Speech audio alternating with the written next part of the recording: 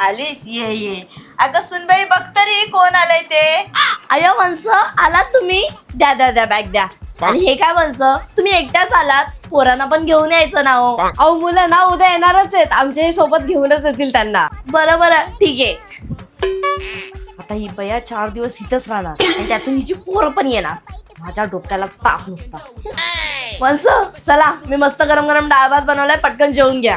काय ग एवढ्या दिवसांनी माझी मुलगी आली, नुसते डाळ भात काय बनवलंस आहे? जरा चांगलं जेवण बनवायचं ना.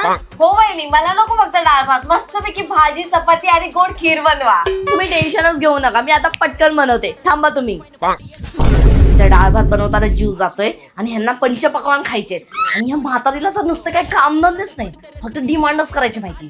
आणि मोठे हावरे नुसते. बरं वंश, आज खीर कशी झाली होती? आवडली ना तुम्हाला? खीर ठीक झाली होती, म्हणजे बरीच झाली होती, पण जरा गोड थोडं कमीच पडलं. आणि काजू बदाम पण एक्स्ट्रा टाकायचे ना.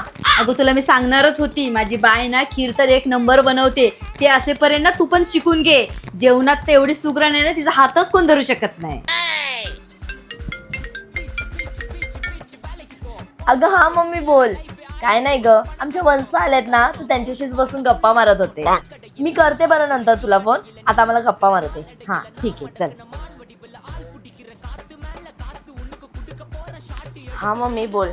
काय नाही ग, ही म्हातारी आणि माझी ती खडूस नणंद, त्या दोघी मायालेकींचं काय एकमेकींचं कौतुकच चालू होतं. आणि ती म्हातारी तर अशी बोलते जशी काय जगात हिचीच पोरगी सुगरण नाही तर काय. अगं सुनबाई, तुम्ही दोघं पिक्चर बघायला चालत आहे ना, मग हिला पण घेऊन जा ना सोबत. हो वहिनी, मला पण घेऊन जा ना तुमच्या सोबत, नाही तर तशी पण घरी बसून ना मी खूप बोर होईल. अहो मग चला ना वंश, उलट तुम्ही आलात ना तर अजून मजा येईल. बरोबर, तुम्ही फक्त 5 मिनिटं थांबा, मी लगेच रेडी होऊन येते. तरीच म्हटलं अजून आडवी कशी नाही आली. घरात आली ते काही कमी होतं, आता बाहेर पण ह्या भयाची लुडबुड माझ्या बाकी.